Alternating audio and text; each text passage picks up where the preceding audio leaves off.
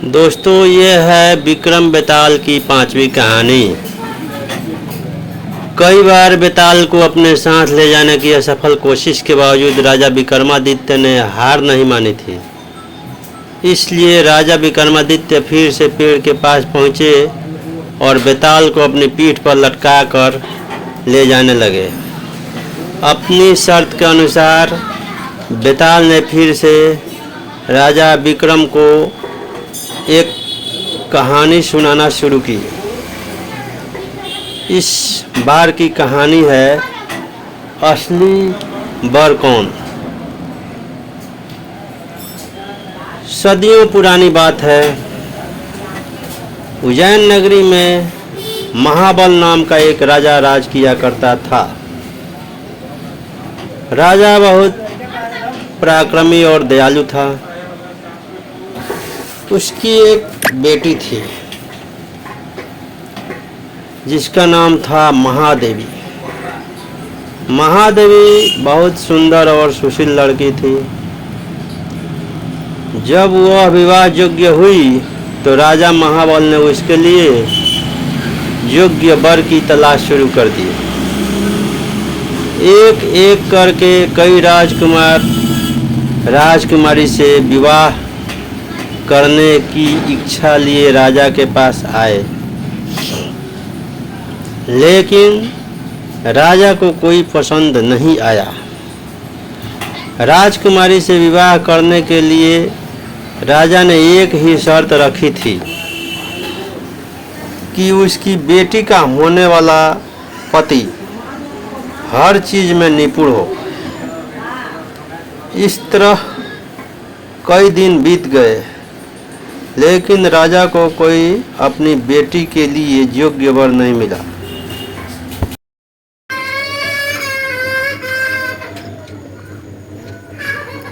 एक दिन की बात है, जब राजा अपने दरबार में बैठे थे, तभी वहाँ एक राजकुमार आया और उसने कहा, मैं राजकुमारी महादेवी से विवाह करना चाहता हूँ।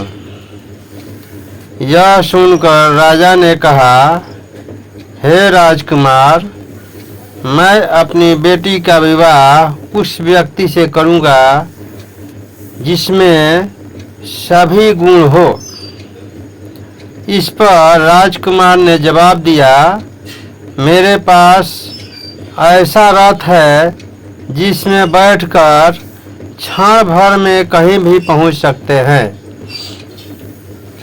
यह सुनकर राजा ने कहा, ठीक है, तुम कुछ दिन रुको, मैं राजकुमारी से पूछकर तुम्हें जवाब दूंगा। कुछ दिनों बाद एक और राजकुमार वहां पहुंचा। उसने राजा से कहा, मैं त्रिकालदर्शी हूँ और भूत, वर्तमान व भविष्य तीनों देख सकता हूँ। मैं चाहता हूँ कि राजकुमारी का विवाह मुझसे हो। राजा ने उसे भी इंतजार करने को कहा।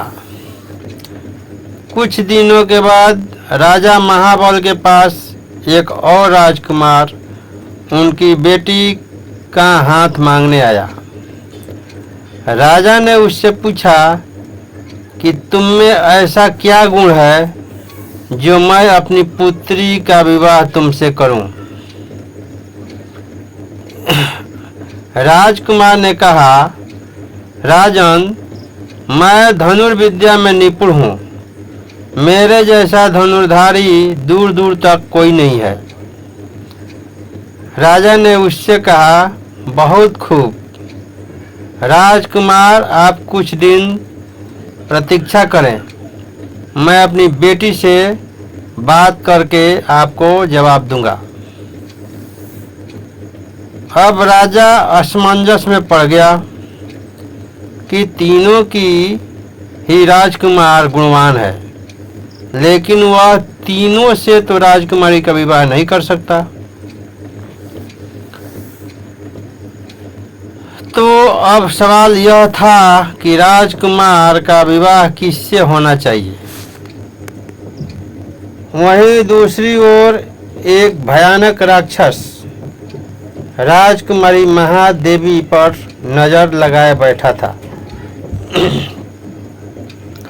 और एक दिन मौका मिलते ही वह राजकुमारी को उठा कर ले गया। यह खबर जैसे ही महल में फैली तो राजा रानी और तीनों राजकुमार एक जगह इकट्ठा हो गए। त्रिकालदर्शी राजकुमार ने बताया कि वह राक्षस राजकुमारी को विंध्याचल पर्वत पर ले गया है। इस पर पहले राजकुमार ने कहा, मैं अपना रथ लेकर आता हूँ, हम सब उस पर बैठकर विंध्याचल चल सकते हैं। तीसरे राजकुमार ने अपना तीर कमान निकाला और कहा, मैं उस राक्षस को मार गिराऊंगा।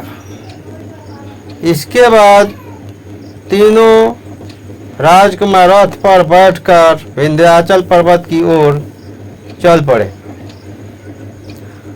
उन्हें जैसे ही वह राक्षस दिखाई दिया तो धनुधारी राजकुमार ने कुशलता से उसका वध कर दिया और वो राजकुमारी को बचाकर फिर से महल में ले आए। इस कहानी को सुनाने के बाद बेताल ने राजा विक्रम से कहा, राजन, राजकुमारी को बचाने में तीनों राजकुमारों का योगदान था।